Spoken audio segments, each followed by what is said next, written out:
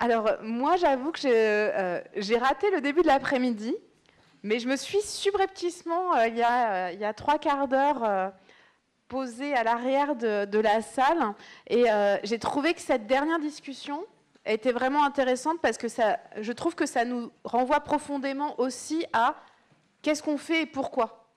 C'est-à-dire que dans l'atelier dans lequel j'étais, qui était conservé et collectionné, il y avait cette discussion on avait des gens très différents, c'est-à-dire aussi bien des professionnels, comme nous sommes tous, mais aussi des collectionneurs, des gens qui avaient des activités privées, enfin quand je dis privées, c'est-à-dire d'intérêt général, mais de leur propre initiative. Et en fait, il y avait souvent cette question d'aller-retour, mais là on arrive sur des choses très techniques, mais au fait, et l'art. Et c'est vrai que parfois, je pense que dans notre quotidien, on est dans le quotidien professionnel à tous, on est pris dans cette espèce d'étirement qui est le concret. Et au fait, pourquoi on fait ça et quel est le but ultime? En même temps, je pense que cet étirement, il est notre force. Moi, je dis souvent, quel est, à part... je donne souvent mon métier en exemple en disant, justement par rapport à toutes ces questions d'élitisme, mais dans combien de métiers on peut croiser du très gros collectionneur aux galeries internationales à... alors, j'ose pas... eh bien... Non, mais le forgeron du coin, parce qu'on est en train de produire une œuvre, et on va essayer de retrouver un forgeron, alors qu'en fait, il n'y en a plus tellement. Le menuisier, la dame de la cantine du lycée. En fait, on a la chance de prendre, je trouve, un pouls très général de la population. Ça, c'est d'une certaine manière notre force et notre poids. Et je pense qu'on a ce même tiraillement au quotidien dans ce que l'on fait, et c'est aussi pour ça qu'on a ce débat. C'est-à-dire qu'on voyait bien dans cette discussion que tout le monde n'était pas d'accord, mais que ces étirements-là, c'est parce que je pense qu'ils sont au cœur de tout ce qu'on fait au quotidien et de nos métiers, et il y a ce côté quand même qui est, oui, justement, on a cette discussion libre d'en parler, ce qui n'est pas évident d'en parler à l'extérieur. En même temps, justement, dans cet atelier-là, il y avait aussi une partie des gens, certains issus notamment de la Société d'amis abattoirs, qui étaient là et qui disaient, mais en fait, on est amis des abattoirs, mais il y a une partie de votre travail, on s'aperçoit qu'on ne le connaît pas vraiment. Ça, c'était aussi intéressant de s'apercevoir, de se dire que ces gens-là, qu'on croise très régulièrement, qui suivent nos activités, en fait, il y avait certaines personnes qu'ils ont rencontrées via l'atelier conservé du musée qu'ils n'avaient pas rencontrées, ou dont ils ne savaient pas quelle part du travail interne ils faisaient. Alors, j'aime pas trop l'idée de dire qu'il faut qu'on fasse notre promotion, mais peut-être qu'il faut qu'on soit plus ouvert sur dire quelle est la réalité de nos métiers et qu'est-ce qu'on fait avec nos métiers. Et peut-être que justement cette question qu'on nous renvoie tout le temps de l'élitisme, etc., peut-être qu'il y a des moments où il faut dire oui, c'est concret. Oui, parler d'art, ça peut être aussi quelque chose de très concret. Et en fait, il n'y a pas de ce décalage réel entre le quotidien, l'art, la compréhension du monde, etc. C'est vrai qu'en même temps, c'est le challenge le plus dur, en fait, là-dedans. Et en même temps, je trouve que malgré toutes les difficultés qui se posent actuellement, l'évolution du monde compliqué, l'évolution des situations financières, etc., je trouve ça quand même assez réjouissant, sans vouloir faire du wishful thinking, qu'on soit tous là à essayer de se battre à différents niveaux, et que ça, il ne faut pas non plus qu'on le perde. Et pour ça, moi j'étais hyper contente en fait de voir cette discussion et cette dispute un peu libre jusque-là. Ça m'a réjouie.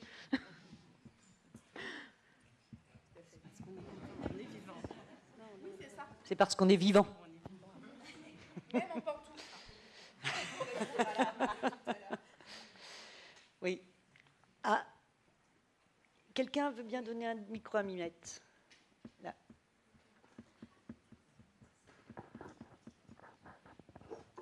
Oui, en effet, c'est très intéressant, mais je pense que la chose prioritaire dans tout, c'est la qualité et c'est l'exigence que vous pouvez avoir en tant qu'institution sur l'œuvre d'art.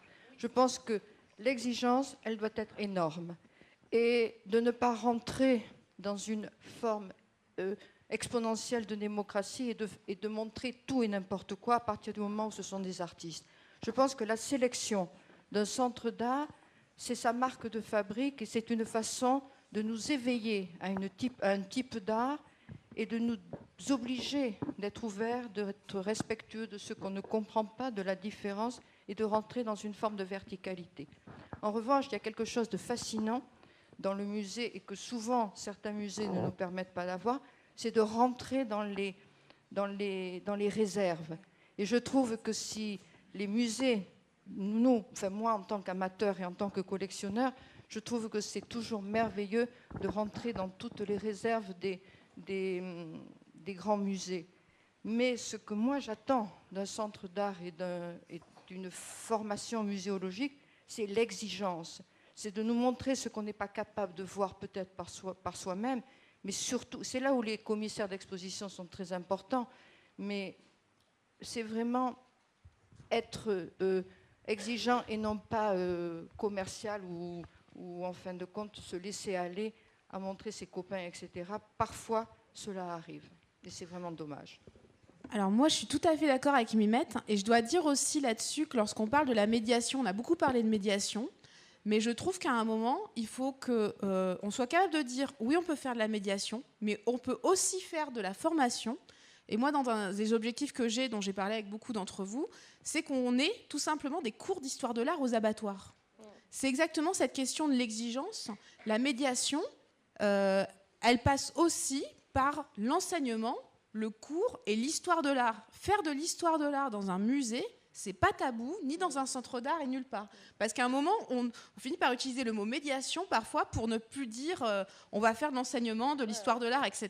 Tu le fais ou pas ? C'est dans un de nos programmes, à partir de septembre, d'avoir des sessions d'histoire de l'art, parce qu'en plus, il y a une attente d'avoir de l'enseignement de qualité partout, et que l'enseignement et la médiation, c'est pas la même chose, et l'un n'est pas antinomique de l'autre, et ça fait partie des exigences, en plus des exigences de la qualité, que je pense qu'on peut nous réclamer, et vu que beaucoup de gens nous l'ont réclamé, oui, on va le faire. Tout à fait. Tout à fait. Les gens sont désireux. Il y a beaucoup d'endroits où ça se fait. Il y a plein d'endroits qui le font. Et il y a pas mal de FRAC qui le font. Il y a des centres d'art qui le font. Il y a plein d'endroits qui le font. Et bien voilà, nous, à Toulouse, on ne le faisait pas, ce qui est assez paradoxal quand même. Donc on va le faire. Et on va prendre, voilà, on va copier sur la campagne, on va faire des cours d'histoire de l'art.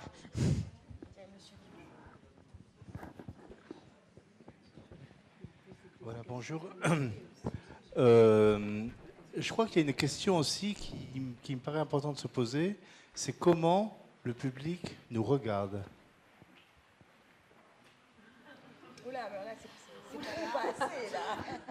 Il faut développer un peu. Non, c'est simplement une question que je vous pose. C'est-à-dire qu'en effet, on produit des choses, on fait des choses, mais voilà, quel retour on a en fait, hein, c'est-à-dire comment tous ces gens de l'extérieur nous regardent chacun de nous, comment est-ce qu'ils eux voient, comment est-ce qu'ils peuvent dire tiens, ça me plaît pas, c'est une œuvre d'art, c'est pas une œuvre d'art, comment est-ce qu'ils le prennent à travers, je dirais, toutes les pratiques que nous venons de voir là. C'est en fait, voilà, c'est une question toute simple, mais je pense qu'il faut aussi se poser cette question. Nous, en effet, on dit on veut l'exigence, on veut ceci, on veut cela, mais comment eux nous voient? En fait. Mais je crois que c'était le sens un petit peu de la réflexion de Marie, qui est médiatrice. Et effectivement, celles qui sont... je dis celles, c'est terrible, celles et ceux qui sont en contact direct avec nos publics, parce que le public, on ne sait pas trop ce que c'est, mais nos publics, c'est les médiatrices. Donc, elles se prennent le bon et elles se prennent parfois le mauvais et parfois même le violent. Hein. Ça continue à exister dans nos lieux, des réactions très, très épidermiques.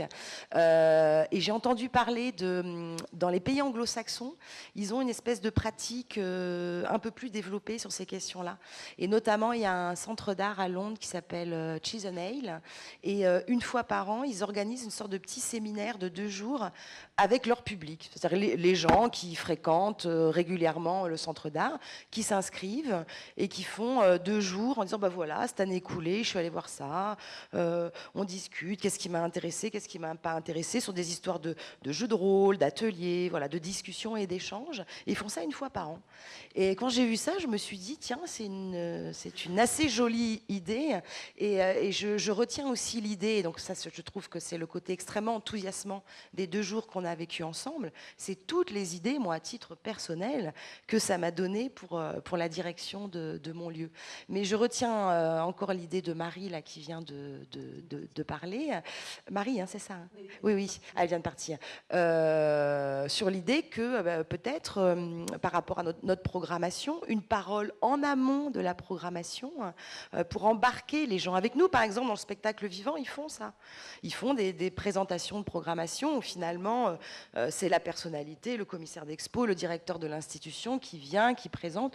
Enfin, moi, en tout cas, je ne le fais pas dans mon lieu. Je ne sais pas si vous le faites, mais c'est, je pense, un peu moins usité dans les lieux d'art que dans les lieux... Ah, vous le faites? Ah ouais, bah, c'est super. On le fait, ça, c'est encore une très belle idée. Et Yvan le fait régulièrement à la cuisine, par exemple. Il y en a une, d'ailleurs, demain. Oui, alors moi, je voulais dire, on parle des médiateurs, mais aussi les gens qui sont directement en contact avec le public, il ne faut jamais oublier, ce sont les personnes du vestiaire, ce sont les personnes qui sont dans les salles. Alors moi, j'avoue que c'est quelque chose qu'on a, parce que ça a une dimension de taille qu'on ne fait pas particulièrement ici, mais lorsque je dirigeais le musée d'art contemporain de Rochechouart, la tradition était qu'on avait une semaine par an de formation, qui était une formation pour l'ensemble des agents, c'est-à-dire de la femme de ménage jusqu'à l'agent administratif, qui traditionnellement était suivi par tout le monde, qui comprenait formation aux expositions, visite d'autres lieux, et vraiment c'était l'ensemble de l'équipe, et tout le monde y participait, puisque de toute façon en plus c'était un peu obligatoire. Et il y avait parfois des séances ou entraînement anglais, ou entraînement à des tas de choses de sortie sécuritaire, mais il y avait aussi l'entraînement à qu'est-ce qu'on fait si je me fais engueuler par un visiteur? Parce que ça aussi, c'est une vraie question. Qu'est-ce que je fais le jour où... comment on répond à quelqu'un, puisque c'était dans un château, comment je réponds à quelqu'un qui me dit où sont les meubles du château? Parce que ça, c'est des choses auxquelles on peut s'entraîner à répondre. Et c'est 2-3 petites phrases qu'on peut dire à la caisse d'un musée. C'est ça qui peut changer la donne. Ouais, c'est ça qui peut désamorcer. Et il ne faut pas craindre le fait de se dire il faut qu'on apprenne tous à savoir désamorcer ça, et surtout ceux qui sont en première ligne. Donc, pour revenir, non, c'est tout à fait juste. Non, pour faire un peu le point sur ce qu'on s'est dit de concret, justement, en plus de toutes ces réflexions, pensées et désirs qui ont surgi. Donc, je pense que on peut reprendre peut-être atelier par atelier les choses comme ça qui surgissent. Il me semble que dans l'atelier édité, il a été évoqué l'histoire d'une plateforme de diffusion pour les éditions portées par le réseau. Il a été également avancé des questions de remise en jeu de la communication du réseau et donc de peut-être développer là aussi des plateformes un peu différemment. Il a été question de penser, d'imaginer, d'inventer peut-être de nouvelles formes pour les réseaux artistes. On a parlé de DDA, mais c'est peut-être une forme has-been, comme le disait Christine, enfin qui disait on peut essayer d'imaginer autre chose. Non, excuse-moi. Imaginer autre chose, c'est pas forcément l'exemple unique. Voilà. Qu'est-ce qu'on a dit encore de très concret, Sandra? Est-ce que tu vois des choses sur l'atelier exposé? Il n'y a pas eu de choses hyper concrètes, mais cependant, on a beaucoup voyagé dans différentes propositions conceptuelles autour des expositions. Et là, je crois que c'était aussi très riche comme débat. Moi, une des choses concrètes, me semble-t-il, quand même, qui a émergé de manière un peu collective. Et d'ailleurs, je voyais, là, entre 14h et 14h30, il y a les chargés de communication qui, autour d'un manche debout devant l'hémicycle, se sont retrouvés. Et je crois que ça, c'était quand même une demande un peu collective de métier par métier qui puisse, qu'on n'en reste pas là. Et qu'on ne fasse pas forcément un peu des grandes messes comme on les a fait là, mais que... Voilà, que les chargés de com puissent se retrouver une fois tous les trimestres, les médiateurs aussi avec cette constitution d'un réseau national. Voilà, Eva. Oui, ben justement, les chargés de communication On s'est vu tout à l'heure et on s'est dit après les vacances, on lance un doodle et on va faire 2 réunions simultanées à Toulouse et à Montpellier pour lancer, déjà pour une première fois, essayer de pointer les besoins qu'on a à titre en tant que métier lié à la communication. Et puis, on garde aussi cette idée de analyser et apporter aussi notre expertise sur les outils qui sont ceux du réseau. Mais au moment où on se lancera sur ces outils, bien sûr, on va faire des transversalités. Donc, on ne va pas faire ça qu'entre chargés de communication. Enfin, voilà, bien entendu. Mais on commence après les vacances de février. Et pour moi, ça, c'est un signe extrêmement positif, peut-être, de ces 2 jours. C'est-à-dire qu'au-delà de ce que nous, le bureau, on va peut-être essayer d'imaginer en termes de structuration, mais qui, d'une certaine manière, est toujours un peu une grosse machinerie à mettre en place. Je reprendrai bien le terme de Céline Kopp sur des organisations, sur l'organique, c'est-à-dire comment des choses vont presque nous échapper, mais se construire, se constituer et se développer dans nos équipes. Pour moi, c'était un des vrais enjeux de ces 2 journées. D'autres réflexions, questions, compléments sur ce qui s'est joué?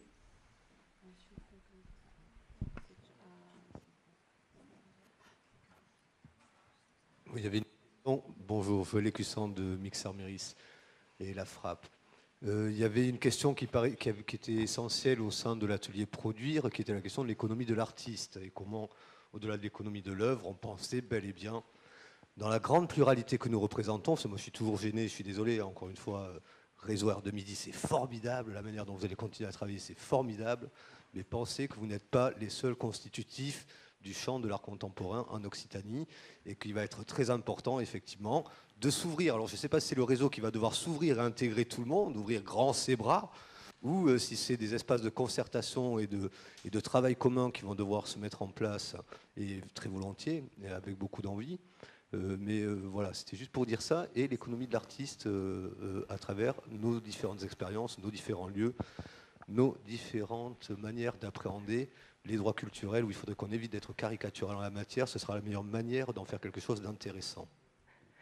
Je rebondis sur ce que vous dites, monsieur, parce que je ne sais pas si vous étiez là en début d'après-midi, le pôle Pays de la Loire.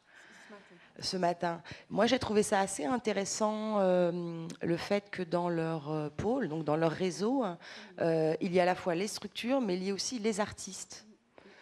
Et je me demande si c'est pas une idée à discuter ensemble et qui pourrait être extrêmement intéressante. Et du coup, je me retourne vers vous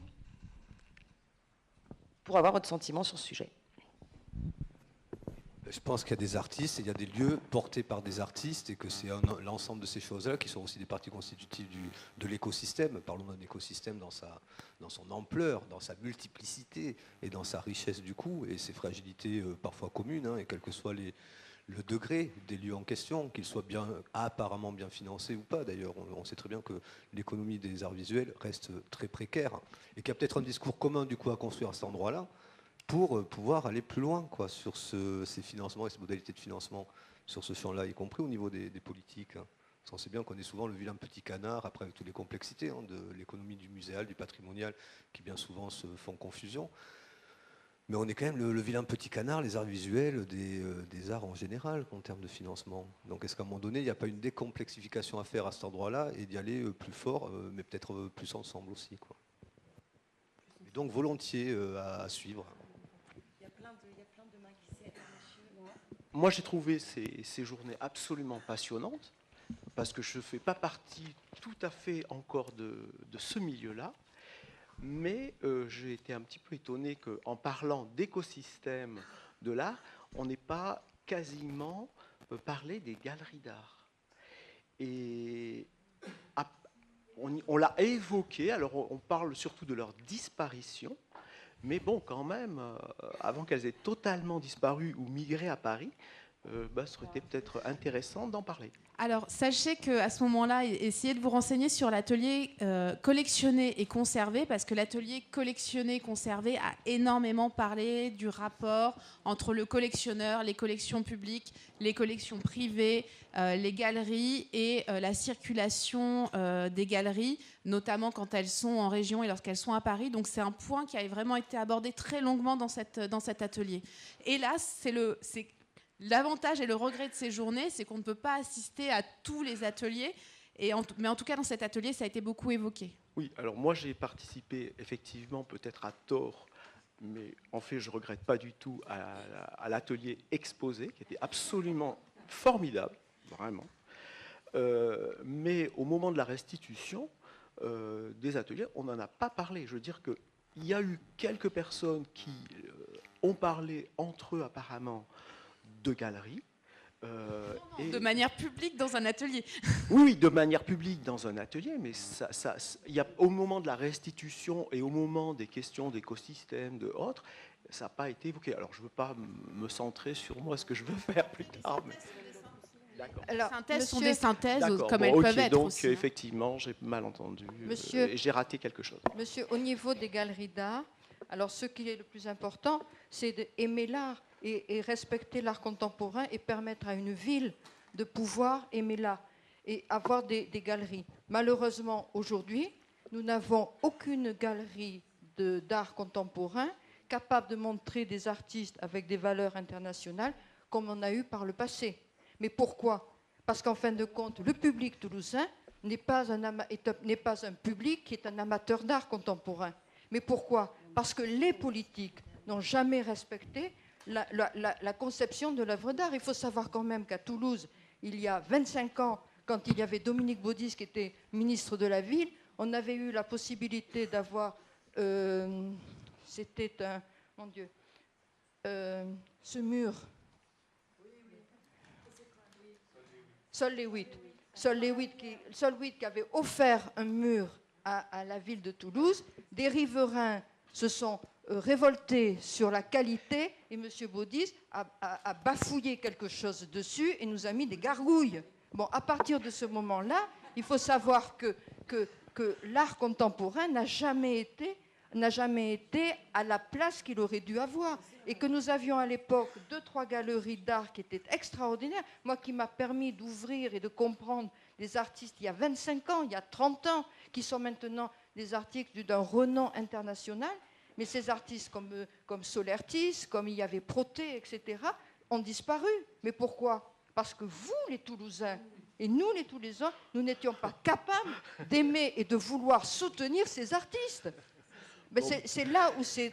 Toulouse est une ville lyrique, mais au niveau de l'art contemporain, c'est catastrophique. Moi, j'ai vu je me suis battue au niveau de ça par rapport à nos maires, mais c'est calamiteux.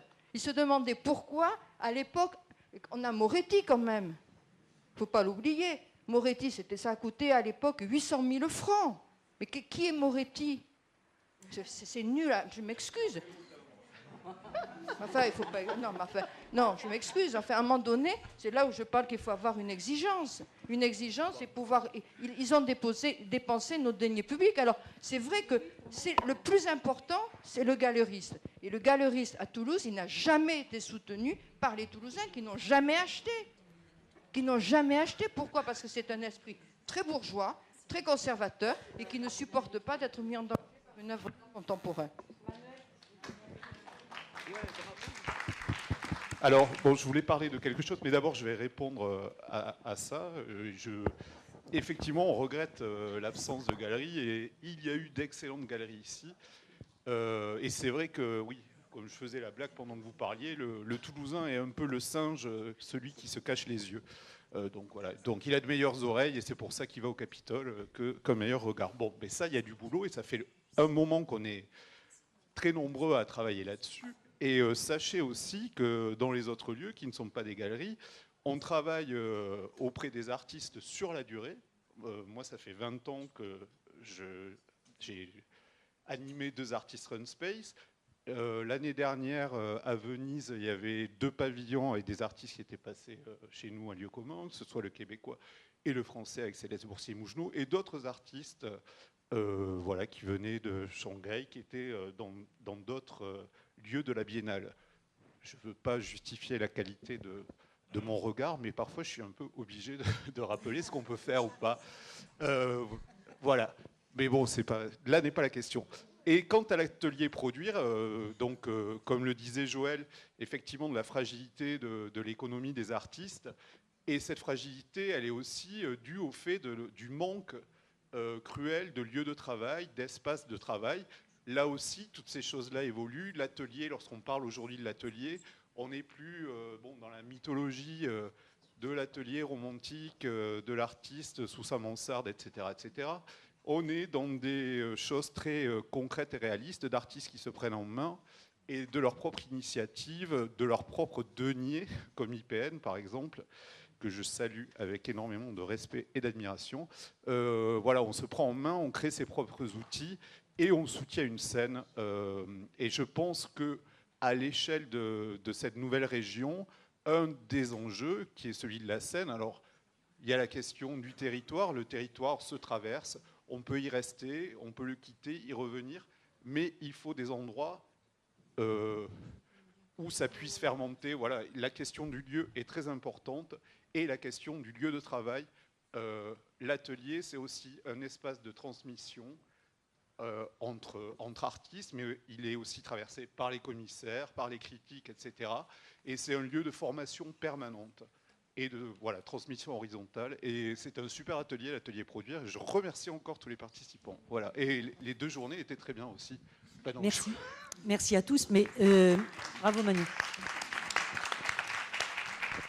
Oui, donc ce qui effectivement a filtré aussi de la retransmission hier soir de la synthèse des ateliers. Je vais pas tous les éléments, mais pour produire, il a été évidemment question de ces nécessités de créer des espaces communs, peut-être, certains existent déjà, d'autres sont à inventer, de créer des mobilités aussi entre tous les espaces de production, entre toutes les possibilités de produire, de mise en synergie et de mutualisation des productions. Ça a été une des choses évoquées aussi. Je pense que là, il faut encore aller plus dans le concret, mais il y a effectivement des pistes à suivre. Il me semble que dans l'atelier formé, qui a été aussi, je crois, très vigoureux, il y a plus... Stéphania n'est pas là. Non. Si tu es là, Stéphania, tu peux en dire quelques mots, mais je pense que tant sur les formations initiales que sur la formation continue des artistes et des acteurs, je pense que tu peux peut-être reprendre les points saillants de ta synthèse. Oui. En fait, après avoir fait cet état des lieux que j'ai évoqué hier soir, on est sorti de cet atelier avec une des multiples propositions concrètes, et c'est de créer une sorte, un répertoire, un annuaire. Bon, c'est peut-être un peu terre à terre, mais de partir sur cette idée de partage de compétences et de connaissances entre nous. C'est une proposition concrète qui peut se mettre en place assez rapidement. D'ailleurs, avec Christelle, on s'est dit, on peut le faire, on peut y aller. Et pour essayer de recenser quelles sont les connaissances et les compétences de chaque membre, je ne sais pas comment dire, parce que il y a des membres d'un RD Midi, il y a des structures satellites, je ne sais pas comment le définir, mais faire une sorte de gros répertoire de compétences pour permettre ce partage de compétences, c'est permettre cette discussion. Et si j'ai un problème, je ne sais pas comment faire la facture, j'appelle Pauline Grasset au BBB, elle sait très bien comment on peut faire une facture vente d'œuvres vidéo. Je suis dans l'actualité en plus. Voilà. En fait, ça c'était une proposition, et j'en profite parce que j'ai oublié de dire une chose hier soir. On est parti aussi c'est-à-dire on s'est frotté vite à une question. C'est la complexité du statut de l'artiste administrative. C'est pas sexy ce que je dis, mais bon, c'est la réalité de tous les jours. Cette complexité d'appréhender ce statut est une complexité qui est partagée par les artistes, mais aussi par les diffuseurs.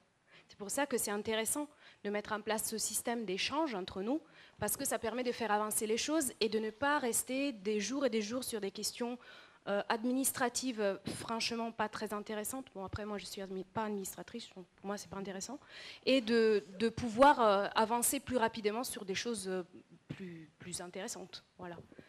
Et la complexité, effectivement, on avait la chance d'avoir des participants très différents, donc des artistes, mais aussi des diffuseurs, mais aussi des personnes des collectivités locales, des personnes qui travaillent en école d'art. Et donc, on a véritablement remarqué ça dès le début. Merci.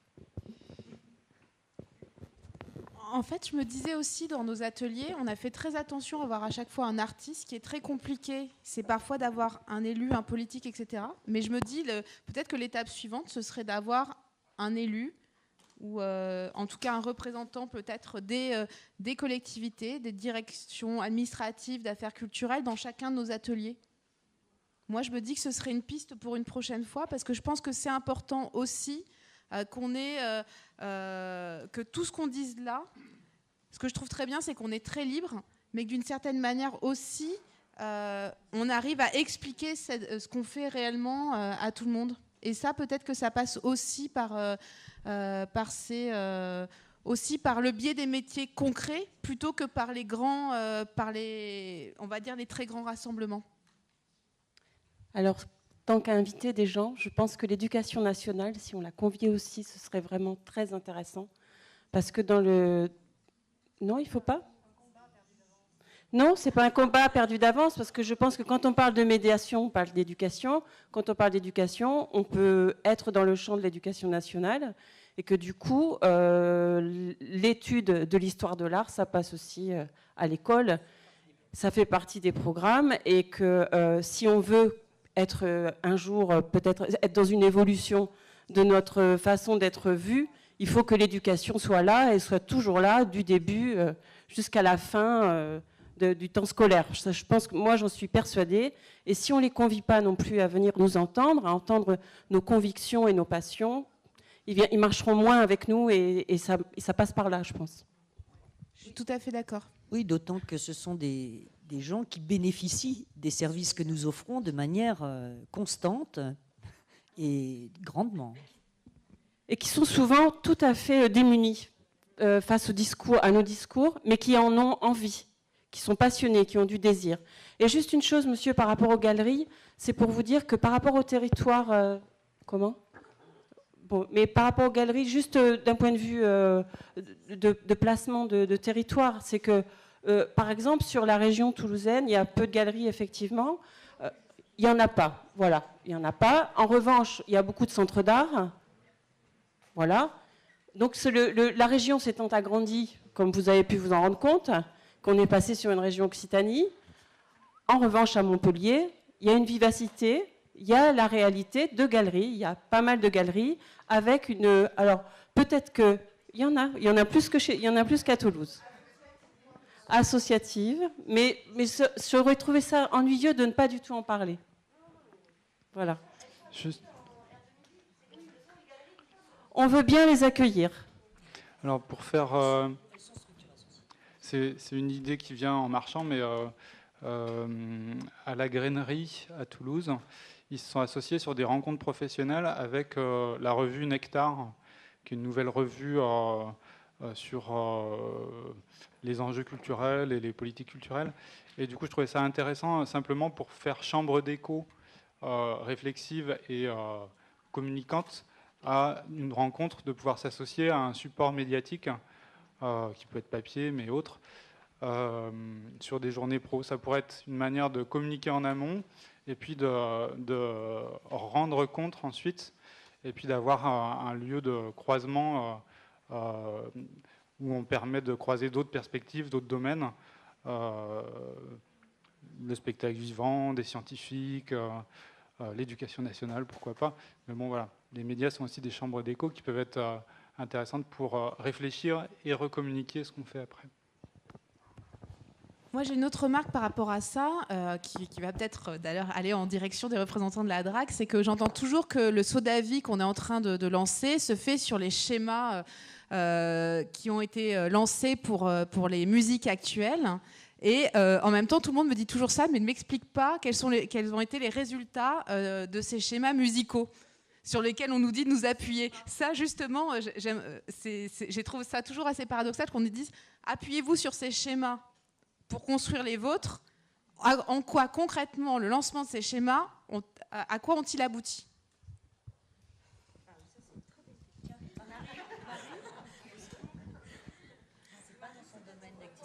C'est gentil, j'attrape la banane au vol. Écoute, Annabelle, je vais me renseigner avec Catherine auprès de nos collègues du spectacle vivant. Ce que je sais, c'est que c'est quand même une initiative qui est partie du terrain, qui visait à améliorer peut-être les conditions à la fois de création et de diffusion sur un territoire, là aussi on y revient, donné, mais qui était un territoire peut-être beaucoup plus restreint, puisque c'est un schéma départemental, autant que j'ai compris cette chose. Là, notre démarche, si on va vers ce futur schéma, parce que pour l'instant, on a lancé ces journées professionnelles, mais il nous reste à voir un peu comment on va embrayer sur quelque chose de peut-être beaucoup plus concret, effectif, y compris avec les représentants des organisations professionnelles d'artistes. Et je me tourne vers Joël Lécussan qui en a fait la remarque tout à l'heure. Donc là, la demande, enfin disons que l'initiative, elle vient davantage d'en haut pour l'instant, mais qu'on nous renvoie, nous, sur le terrain pour construire quelque chose qui serait durable sur un territoire qui est beaucoup plus vaste. Donc c'est à nous, à vous surtout, d'inventer demain. Vous avez commencé à le faire, puisqu'il s'agit de faire société, mais pour inventer demain, il va falloir un petit peu de temps, et c'est ce temps qui nous reste ensemble à déterminer. Oui, du coup, mon double sentiment à l'issue de ces 2 journées, alors un enthousiasme, une énergie, parce que voilà, c'est quand même ce qui ressort de nos débats, et en même temps une espèce de lassitude par avance en imaginant ce qui nous reste à faire. Et du coup, je crois quand même qu'assez rapidement, il va falloir qu'on se retrouve en assemblée générale pour faire valider par le collectif des grandes directions. Parce que moi, si je m'appuie sur ce qu'a dit Nathalie du pôle Pays de la Loire, je vois que finalement, ils ont commencé en 2009, on est en 2017, et à peine ils commencent à entreapercevoir un début de réalisation concrète, donc on imagine la temporalité, que finalement, ils ont commencé leur réflexion par une observation du secteur en profondeur. Est-ce que c'est le choix que nous voulons faire collectivement ou pas ?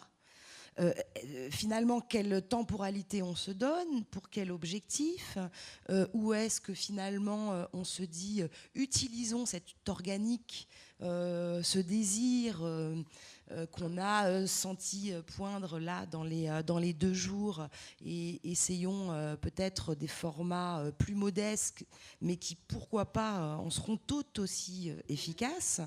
Voilà, moi c'est un petit peu les questions que ces 2 journées me posent, et moi je me dis, parce que ces 2 journées, il faut quand même aussi être tout à fait honnête, ont été organisées dans le cadre d'un volontariat bénévole de la part des équipes et des directions, et qu'on va concrètement pas pouvoir continuer très longtemps comme ça, et que voilà, le réseau, c'était 2 salariés. Tant qu'on n'a pas quelqu'un qui est en capacité de suivre à la fois la logistique, mais aussi de produire de l'idée, enfin d'avoir quelqu'un qui en plus a un peu de bouteille, je pense qu'on aura beaucoup de mal. Mais il me semble quand même qu'il y a 2 routes possibles, et que peut-être il faut qu'on se retrouve dans pas trop longtemps pour en rediscuter et savoir à quel endroit on veut agir. Oui, moi là-dessus, j'ai aussi une autre remarque, puisque comme je suis arrivée d'une autre région il y a quelques mois, où justement le Sodavi était déjà lancé sur la question plutôt de l'économie de l'artiste, et où les premières journées, donc pareil, ont eu lieu il y a 2 ans, et qui donne la forme, je ne sais pas si vous en avez parlé à un moment, mais allez voir, il y a un site du Sonavi Nouvelle-Aquitaine, je ne sais pas si ça a été discuté. Voilà, tout neuf, qui a été lancé. Et, donc ce site explique ce qu'est un Sodavi, comment le Sodavi a été lancé en Nouvelle-Aquitaine, les différentes étapes du Sodavi, et également et le support d'une enquête d'un questionnaire pour chacun qui ensuite est décliné en termes de journée dans différents espaces de la Nouvelle-Aquitaine, c'est-à-dire qu'ils ont fait le choix de ne pas faire les journées que dans les métropoles, par exemple. Sachant que, justement, ça correspond aussi à des territoires très ruraux. La question que je me pose aussi, c'est que l'orientation qui avait été donnée d'un point de vue national à ces sauts d'avis, c'est que chacun se spécialise dans un thème de recherche précis. Peut-être qu'il faut aussi, et ça, je ne sais pas, qu'il faut le demander à la DRAC ou aux personnes du CIPAC. Y a-t-il encore quelqu'un du CIPAC ? Voilà, c'est-à-dire... C'est bien qu'on lance tous ça. On a tous lancé ça dans des temporalités différentes. Il ne faudrait pas qu'on passe tous notre temps à réinventer la même chose sur les mêmes territoires. Puisque, d'une certaine manière, ce qu'on vient de faire, ce constat réjouissant d'une parole libre, etc., c'est ce que j'avais trouvé formidable dans la première journée de saut d'avis à laquelle j'ai assisté il y a 2 ans. C'est exactement ça. Donc la question aussi, c'est qu'il ne faut pas, je pense, dans nos orientations, qu'on réinvente, nous, territorialement, ce que les autres ont déjà inventé à un autre endroit. C'est parce que c'est de la perte d'énergie pour tout le monde. Oui. Peut-être qu'il faut une coordination nationale, ou en tout cas des têtes de pont de ces différents sauts d'avis. C'est juste, c'est déjà ce qui a été engagé, puisque en décembre dernier, on était à un rendez-vous à Rennes des rencontres des réseaux régionaux. Il y a déjà des questions de cet ordre-là qui circulent, en effet. Il se trouve que pour ce qui concerne les sauts d'avis, les choses peuvent être très différentes d'un endroit à l'autre, parce que là, on a une totale liberté, je les mets entre guillemets, mais on a une totale autonomie, en tout cas, pour organiser les sauts d'avis comme on veut. Enfin, ça, je sais que c'est quand même un point posé d'avance, que c'est davantage une construction horizontale que verticale, qu'elle doit être participative ou au moins co-construite. Donc voilà, c'est tout plein d'éléments qui font que selon les contextes, effectivement, ça change. Donc, en effet, et c'est pourquoi j'avais invité aujourd'hui Nathalie, c'est qu'en effet, cet exemple de Pays de Loire, il fait histoire. Voilà. Maintenant, ce qu'il faudrait qu'on puisse faire, nous, dans l'année qui vient, c'est se prendre un autre rendez-vous, peut-être en accent sur une thématique qui soit directement liée, beaucoup plus directement liée à la problématique du saut d'avis et donc de cette scène artistique que nous voulons développer. Et donc ça, je pense qu'on a les contacts de tous les gens qui sont maintenant ici inscrits et on vous fera savoir de manière directe les prochains rendez-vous et les thématiques abordées dans ces différents rendez-vous.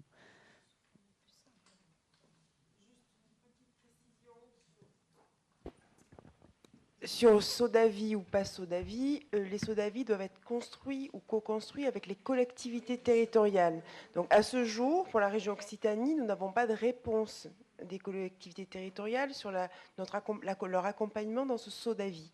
Donc vous avez organisé ces journées régionales qui sont les prémices peut-être d'un saut d'avis, mais on ne peut pas encore parler de saut d'avis.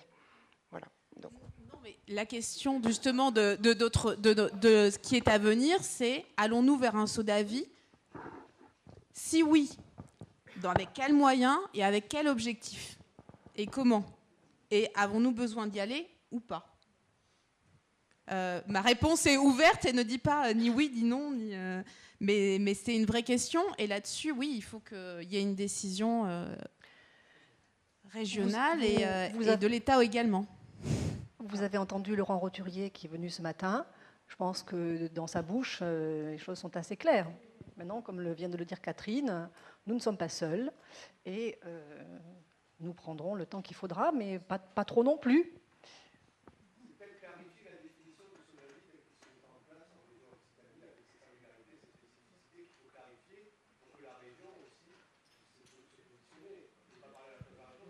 Non, je pense que la région, elle a tous les éléments là.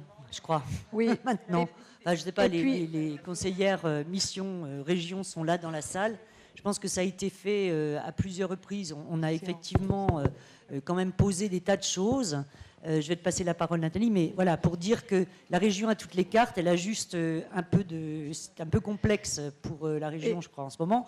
Mais donc, les choses vont se clarifier assez vite maintenant, puisque des arbitrages doivent être donnés. Je précise que nous n'avons pas de lettre de cadrage. Le SODAVI, c'est encore une fois à construire en fonction des territoires. Donc il y a autant de SODAVI que de régions qui se sont lancées dans l'aventure. Alors peut-être que la vraie question concrète qu'on doit réaliser maintenant, c'est quelle est notre spécificité et quel est notre champ d'action, et la question, le champ d'action qu'on veut explorer. Et la question, c'est comment est-ce qu'on le définit collégialement. Et ça, par contre, il faut qu'on y trouve une réponse concrète. Enfin, comment avoir la réponse concrète, c'est-à-dire est-ce qu'on fait une forme de sondage, est-ce qu'on fait une forme de retour de l'ensemble des expériences et on détermine ça au sein du bureau, ou on détermine ça en lien, on fait des propositions en lien. En tout cas, à un moment, il va falloir définir ce thème, puisque sinon, on n'avancera pas dans un chemin concret. Oui, on avait déjà évoqué en termes de structuration de ce VADAVI un comité de pilotage avec un certain nombre de représentants des différentes structures et organisations sur le territoire. Bon, il va falloir remettre en selle ce comité de pilotage peut-être en le modifiant. Disons qu'il y a une instance ça ne va pas être tous ensemble tout le temps, malheureusement. Mais peut-être que là, Nathalie peut nous éclairer aussi sur les modes de fonctionnement, parce que je voulais que tu aies pris le micro, pour le pôle art visuel des Pays de la Loire, et donc la manière dont vous fonctionnez sur le SODAVI, comment ça s'engage. Alors nous, c'est le démarrage. Alors c'est vrai que l'histoire est un peu différente en Pays de la Loire, comme vous l'avez compris ce matin, puisque il y a d'emblée un poids fort, on va dire, de la région qui au départ a quand même donné pas mal d'argent. Et maintenant, la DRAC nous accompagne et ils sont tous les deux membres de droit, bien sûr, depuis le début, depuis la création du pôle art visuel. Donc maintenant, les choses s'articulent autour de ce projet SODAVI. C'est une enveloppe de 15 000 €, donc c'est vrai que on doit calibrer le projet en fonction. La Nouvelle-Aquitaine, c'est une très grosse enveloppe par rapport à celle que j'évoque à l'instant. Donc c'est vrai que les projets vont se calibrer aussi en fonction de ces enveloppes et puis des enjeux des territoires. Ce que je voulais préciser, parce que donc nous, on vous donnera d'autres éléments sur le SODAVI, on est au démarrage aussi.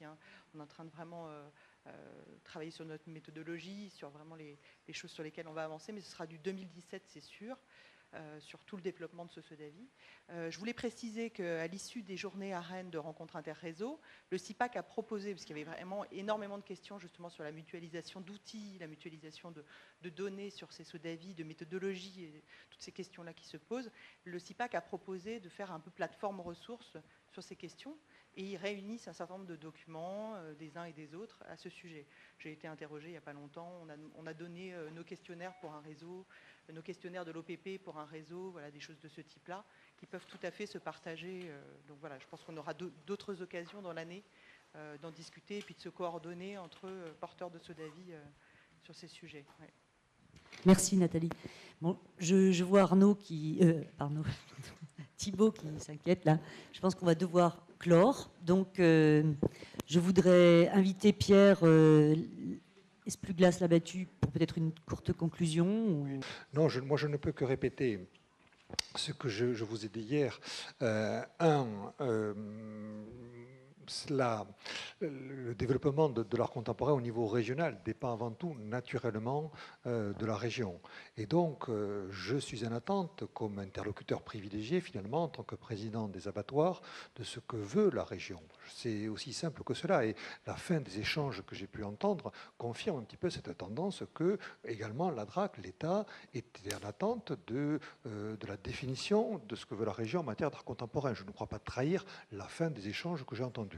Je suis moi-même au même niveau et je suis particulièrement intéressé, mais la région est souveraine sur son territoire. Je n'ai pas à m'en mêler et à influer sur quelque plan que ce soit le choix politique que Caro Delgado, Dominique Salomon, leurs équipes vont faire. Voilà, ça c'est un premier point. La région est souveraine et il appartient à la région d'arrêter de définir et de nous informer, les différentes parties prenantes, sur chacun dans son territoire, sur ce qu'elle veut. Moi, ça, c'est le premier point.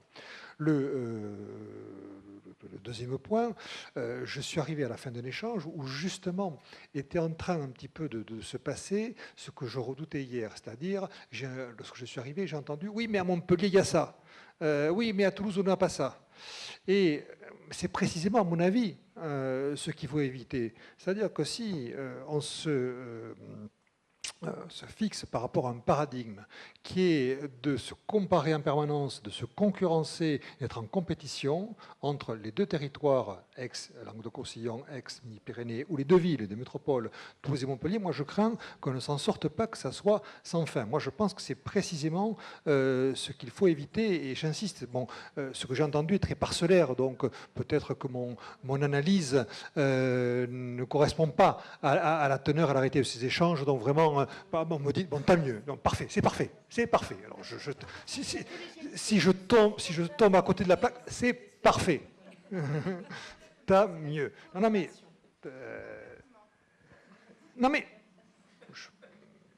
ce n'était pas juste à la seconde où je suis arrivé, c'était pas tout à fait ce que j'avais entendu.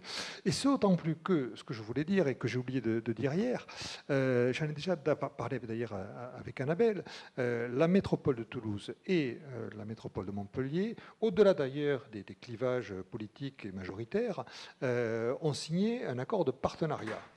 Et l'autre jour, j'étais à une réunion à ce sujet et je trouvais que la culture était un petit peu absente de cet accord de partenariat entre les deux métropoles. Et à mon avis, il faudrait le remplir davantage. Et c'est la raison pour laquelle j'ai eu une discussion, mais par téléphone, pour tout dire, hein, avec Annabelle. Je dis, il faut vraiment qu'on réfléchisse à ça, comment ça serait un levier de remplir un cadre de coopération. L'art contemporain serait un de ces leviers. Et les abattoirs, puisque moi je m'occupe des abattoirs, et Annabelle aussi. Donc, ça serait vraiment, il y aurait quelque chose à faire à ce niveau. Voilà ce que je voulais dire à mon niveau. Mais donc, tant mieux si justement la teneur des échanges a dégagé des pistes pour mieux travailler ensemble, parce que je crois que c'est ce que tout le monde souhaite. Merci.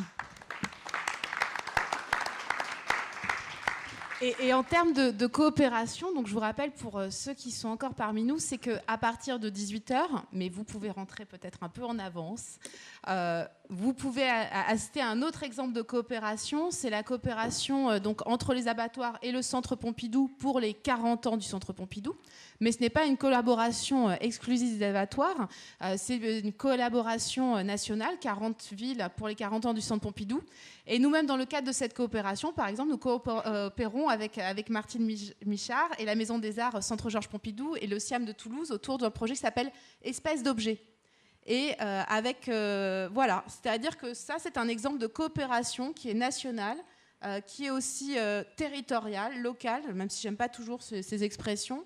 Et ça, c'est aussi l'idée que justement, tous nos projets, on peut vraiment les ramifier les uns entre les autres, et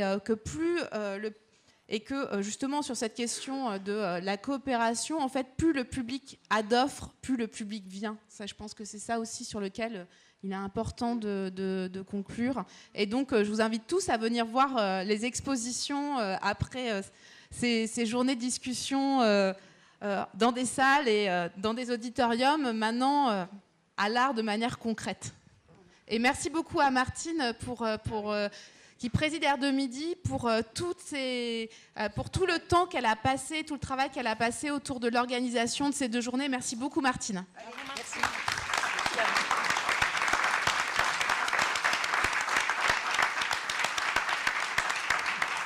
Merci. Merci. Et Morgane qu'il faut voilà, saluer et remercier. Merci Morgane. Alors, Morgane est là-haut, elle est dans l'ombre. Tu veux bien te lever, Morgane? Voilà, merci Morgane. Et à l'équipe des abattoirs, dont je vois notamment Thibaut, mais tous les autres travaillent pour le vernissage, qui a beaucoup coopéré avec l'aide de Morgane, qui a vraiment bien coordonné tout le monde pour l'organisation de cette journée. Et on est très très heureux aux abattoirs de vous avoir tous accueillis pendant ces 2 journées. Merci à tous également au nom de toute l'équipe de Air de Midi.